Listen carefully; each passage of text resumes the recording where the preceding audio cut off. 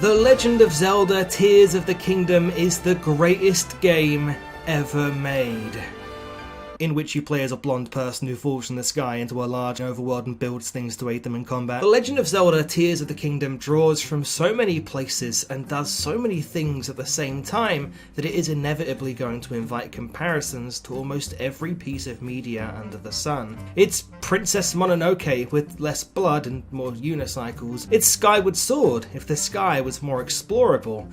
And also it was fun. It's Elden Ring if every male NPC was the most pathetic man you'd ever met.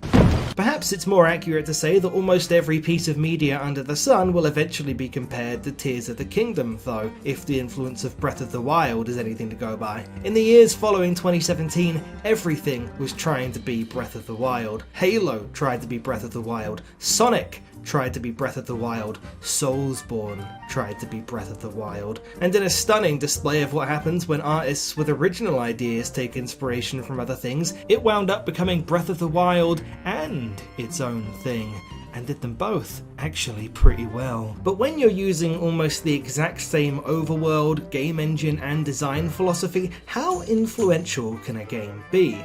Can Tears of the Kingdom really be a worthy sequel when it shares so much of the DNA of its predecessor, which came out over 6 years ago? And where the fuck is the bird who plays the French music? Two of these questions and more will be answered in the final edition of Hard Drive Reviews. That's right, you heard me, final edition. I am your host and the hero of light, humour, Fudj. And yes, I am suffering from hay fever right now, and yes, I'm being a very big boy about it. Nearly 3 years ago now from this video on my old channel, I started a series called The D-View. It was this kooky review series I'd whipped up wherein by writing reviews where I forbade myself from using the words good, bad, or either of their synonyms, I was simultaneously parodying the way we consume modern reviews by just skipping to the big number at the end, and also forcing myself to get creative and be funny with the way I wrote. The D-View would eventually become the world's worst review, and then Hard Drive Reviews. But all these many months later, I feel it's finally time to move on. To be frank for a moment, the D-View kind of somewhat killed all momentum I had on YouTube at the time. I learned that people don't really click on videos that are part of a series unless that series or channel is very well established already, making it very, very hard to get off the ground, and a lot of people simply found the concept itself and the content a bit too weird. This is okay. I've made peace with all of this. I'm still very proud of it all. I think my absolute best work to date is tucked away in all these videos, and most of all, I enjoyed it. But the first ever episode of the D-View in late 2020 was on The Legend of Zelda Skyward Sword. Now, covering yet another skyfaring Zelda adventure in a pseudo-evolution of the very same series, it feels as if things have come full circle, and it may be time. I'm ready to move on. It's time to let the D-View return to the big silly island in the sky from whence it came.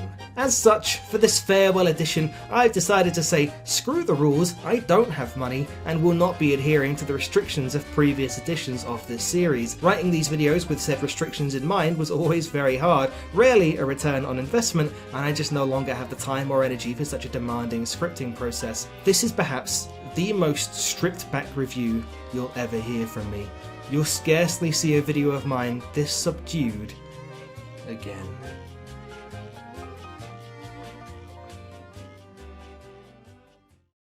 Anyway, this is the Fudj-O-Matic Mark 19. It's an elegant amphibious design of mine, a vehicle that I dare say lets you traverse the seas as though you yourself were a graceful swan. Quite fittingly, you can see it also slaughters the local fish population, which keeps you nice and well fed and prevents any castaway type situations. In the weeks leading up to the release of Tears of the Kingdom, a small but not invisible subset of people could be heard echoing a sentiment somewhere along the lines of, man, I hope Tears of the Kingdom fixes my problems with Breath of the Wild. Now, with the game having been out for some time, I assume it's clear that that is not what happened. Something Breath of the Wild doubters, or as I like to call them, the grass-touching impaired, or anti-breathers, need to remember is by virtue of having any major issues with Breath of the Wild, they are in the vast minority. This isn't me saying Breath of the Wild is a perfect game or anything. I have quite a lot to say on the topic of its supposed flaws. I'm just reiterating the general consensus. By now, it should be obvious. Tears of the Kingdom is not a response to the things you didn't like about Breath of the Wild, it's a response to the things people loved about Breath of the Wild. It is literally just Breath of the Wild, but bigger and with more stuff in it, and that's exactly what I had always expected, but even then, it's Breath of the Wild's best bits pushed to such an extreme that it even surprised me a little bit, and I'm not just talking about the giant piss robots. Much like its predecessor, Tears of the Kingdom is a shocking abandonment of Nintendo's conservative, inverse Burger King design philosophy. Pokémon now forces its broken-ass game-trivializing experience share on you by default. Smash tournaments and competitive play in general are frequently kneecapped by bizarre hostility. Oh, the backwards long jump revolutionizes speedrunning and breathes life into your game in a whole new context for decades to come? That shit's a glitch. Get rid of it in every other version. And yet somehow these same people saw a dude slingshot himself with a box, launch himself 9,000 kilometers across the map to land in Hyrule Castle and beat the game in less than 20 minutes, and we're like, oh fuck yeah, more of that shit please. And now we have a game that against all odds says, Breath of the Wild Octoballoon Raft people, we see you. And you are valid. How did we get here? How did we go from Hot Topic Wolf Link desperately escorting a dying Midna through rainy Hyrule Castle Town to flying through the sky on a giant fucking dick? I don't know, and I don't care.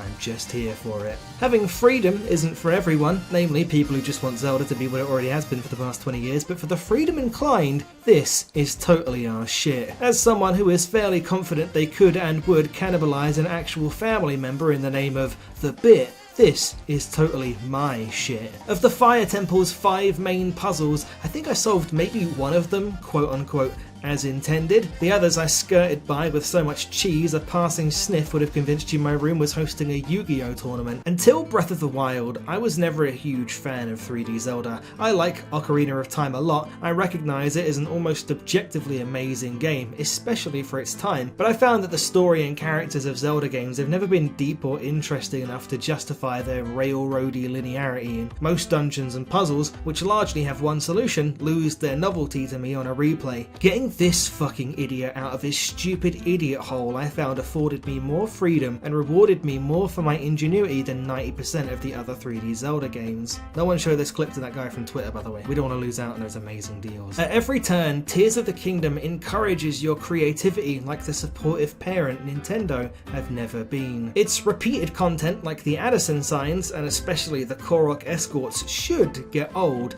and they do a bit, but like not as much as they should.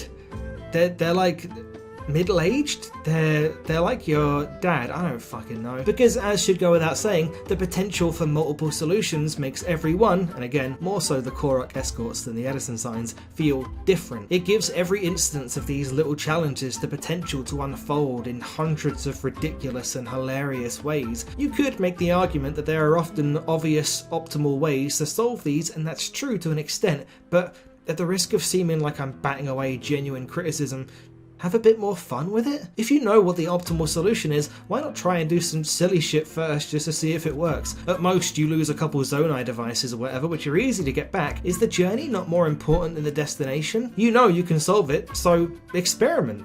Make a moment. If that idea doesn't appeal to you, then I don't think this game is for you, which I don't think is what Nintendo intended, but I do think is valid. No game can be for everyone, and we should stop trying to make ones that are, even though Nintendo certainly do. I'll put it simply, Tears of the Kingdom blew my goddamn balls off. It leans into all the stuff I, a Breath of the Wild truther, loved about that game, and then some. To an extent I can't quite believe. It's just Breath of the Wild, but bigger. More enemy types, more overworld bosses, more traditional dungeons. There's so much to be excited about, but I felt in somewhat of a minority in the lead up to the game as one of the people who was most excited about Ultra Hand and physics. No one else could see it, but I knew. Eventually, you'd have seen all that other stuff. It'd cease to be exciting, but building crazy shit with Ultra Hand would be the gift that keeps on giving, and the game would live and die by the possibilities of its physics system. I've done everything I can for her. Now it is up to you.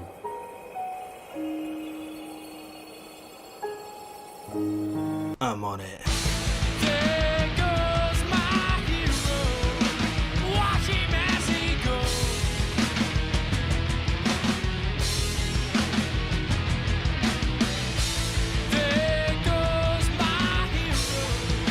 I used to listen to a podcast called the ONM Podcast, or Official Nintendo Magazine Podcast. In 2017, some years after the podcast ended, one of the former hosts, a long-tenured journalist, Chris Scullion, wrote a pre-release review of Breath of the Wild. I didn't play Breath of the Wild until 2019, as from 2016 to 2018 I was pretty much exclusively playing Smash for Wii U, but I read this review when it came out, and I've remembered it ever since. In all the best ways, this review is a bit rambly and meandering. Chris Scullion is extolling the virtues of this game with so many lavish anecdotes of all the things he'd gotten up to in the open world, all the immersive, emergent experiences he'd had. He's telling you that he really likes it repeatedly, but it feels for a long time like he's dancing around the point he really wants to make. And then, the last couple lines, he says what he's clearly been wanting to say the whole time, and this is the bit I always remember. He says, "The Legend of Zelda Breath of the Wild is the best Zelda game to date. The Legend of Zelda Breath of the Wild is the best game I've ever played in my life." Now, well over 6 years later, I'm here to tell you that The Legend of Zelda Tears of the Kingdom is the best game I've ever played in my life.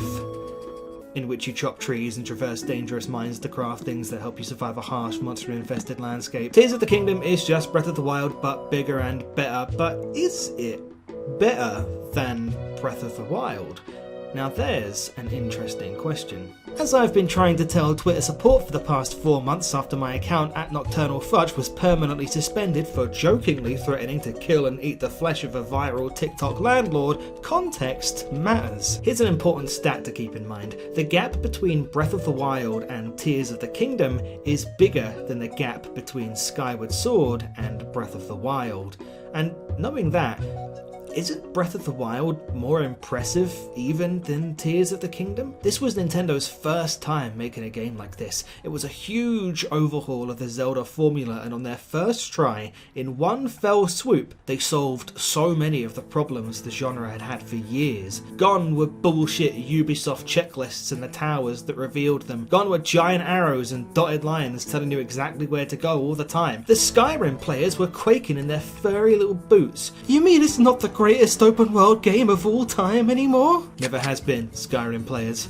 Never has been. In just a few years, they make this whole new world with this whole new engine, all these new mechanics and interpretations of characters and races from the past, and then physics, the fucking physics engine, and the weather and the cooking and the...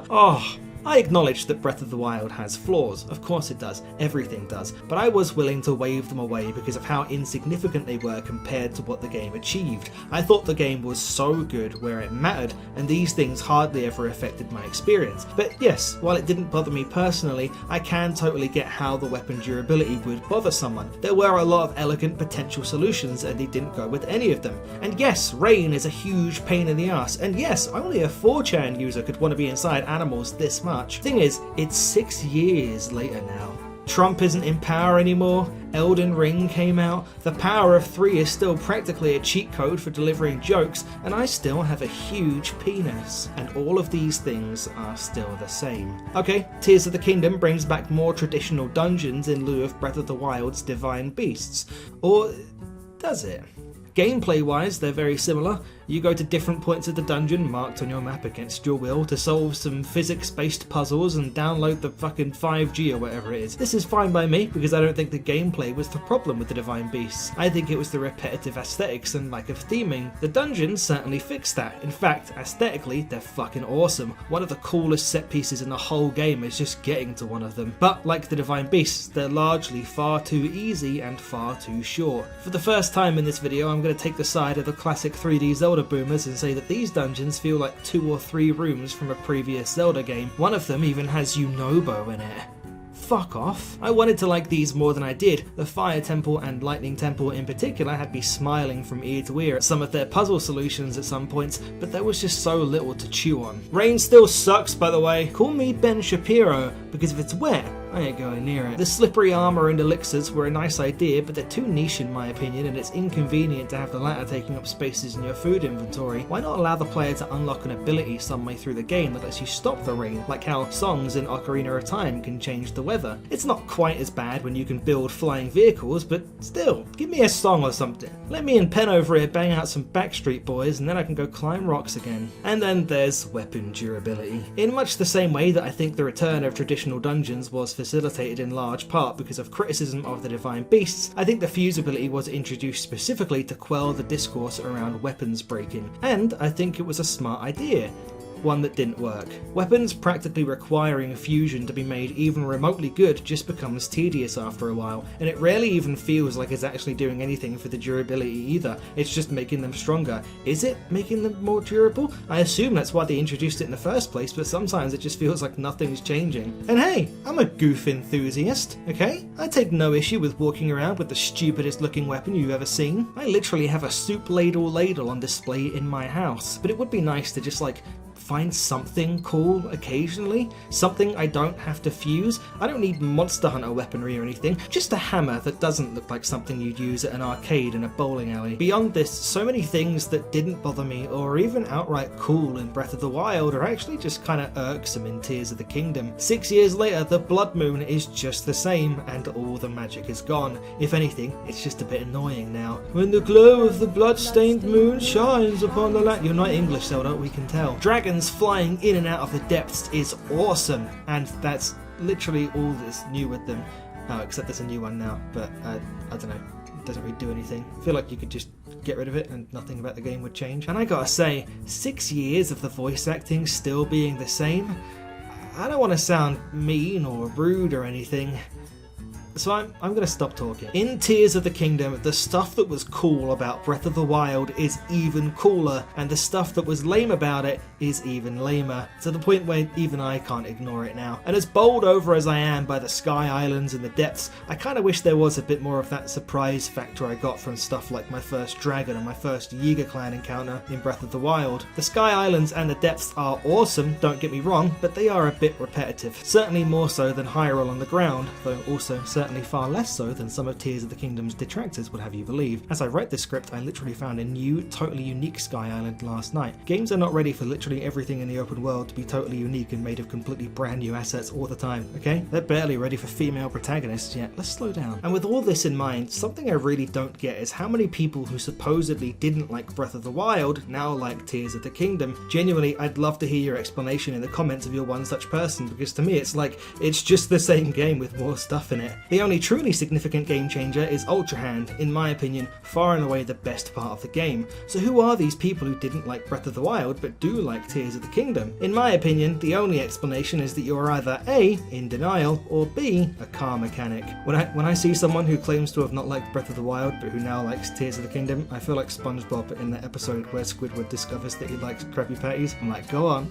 Just admit it. You like Breath of the Wild, just say it. Special moments still happen for me in Tears of the Kingdom though. For me, my number one memory of this game will likely forever be diving from a sky labyrinth into one of the surface for the first time. Oh, awesome. I don't know if Zelda has ever felt more like a truly grand, epic adventure to me than the first time I did that. I just think experiencing less moments like this than I did in the previous game was an unfortunate side effect of reusing the same game world. I totally understand why they did it, because it definitely still had tons of untapped potential and was totally rich enough to warrant a second visit, but there were always going to be consequences of that. I think it's fair to say that the magic fades a bit faster this time around. Moments happened for me all the time and continue to happen because games like this are just built on player-driven moments. They just happened on a smaller scale. A lot of them happened in shrines. Shrines were good in Breath of the Wild, but some, like these gyroscope-controlled ones, made me want to unhinge my jaw and eat my Switch. There are no gyroscope-controlled shrines in Tears of the Kingdom from what I've found, therefore they are better. Many of them task you with making a silly, wacky racers vehicle or a vaguely loonish, toonish Acme-style explosive device to progress. That shit rules. But even with this focus on all the possibilities Ultra Hand provides, the classic style of Zelda puzzle solving is not lost, despite what the tear jerks may tell you.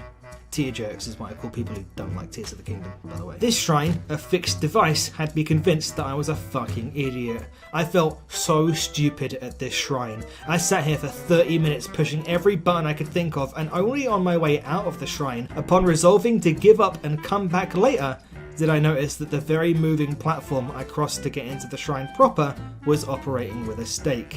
And that was it. The Nintendo classic.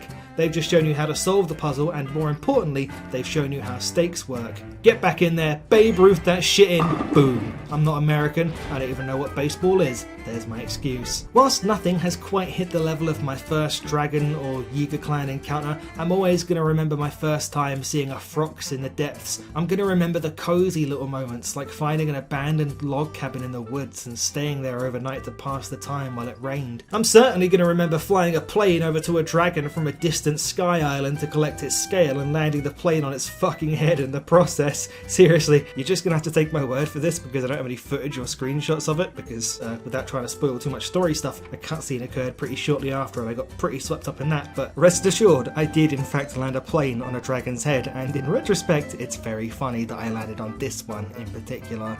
Something tells me I've been forgiven. So yes, both the good stuff and bad stuff is amplified in Tears of the Kingdom, but I obviously give precedence to the good stuff because the good stuff was already so good and the bad stuff was just kinda and now it's a bit more annoying. Sure, the wafer thinness of the side quests has started to wear on me a bit. The plot could have been and was probably written by an anime fan, but there is no world currently in video games that I would rather just move around in, traverse, explore, talk to the locals, just see the sights. And I think a large part of that is in how fun it is to physically traverse thanks to Ultra Hand and the physics and the game's capabilities, thanks to the Fudge-O-Matic Mark 21. Just flying or driving around Hyrule, man, it's something else. I am a #gameplay first gamer, and the movement around this game world just tickles my adorable little belly button. The Legend of Zelda Tears of the Kingdom has satisfied my curiosity more than almost any other game I've ever played, and I haven't even had to kiss any boys yet. It has sparked my creativity and rewarded my ingenuity, and it's done so in all the ways I'd hoped it would, and some that even took me completely by surprise.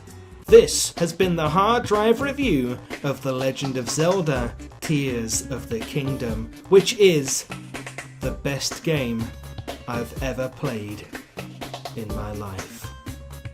In which traversal hinges on cobbling together various vehicles that you make from spare parts that you find lying around in the world. Is it better than Breath of the Wild? In a vacuum, yes. If you asked me which one I'd rather go and play right now, for obvious reasons, I would say Tears of the Kingdom. But we are not dust. We do not exist in a vacuum. I require no sucking today. In context, no. And as Twitter support should well and truly know by now, context is key. When I play Tears of the Kingdom, I'm frequently stuck somewhere between this shit is awesome and damn, this shit really took 6 years. And while this is a conflict that will likely rage within my mind for some time, it's a testament to Tears of the Kingdom's systems that one conflict I don't have to be worried about continuing is this one. Because I just built some crazy shit, and I'm gonna get the fuck out of here.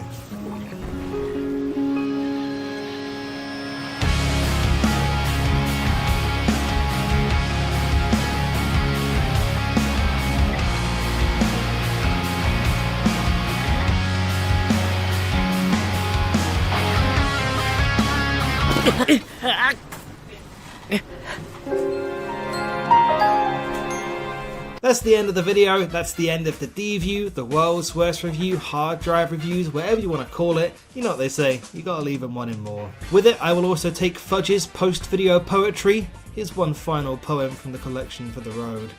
It's called Gingerbread House. I built a gingerbread house for the mouse to live in, and espoused him without a spouse, because that'd be far too giving. But he didn't know how to operate an oven, so he burnt it down and killed himself. Be sure to subscribe to Hard Drive, leave a like, and check out all the relevant links in the description. And I promise you guys, who may or may not be sad about the end of this series, I've got a lot of stuff cooking up. So stay tuned, look forward to it. Truly, I must go now. My people need me. Peace.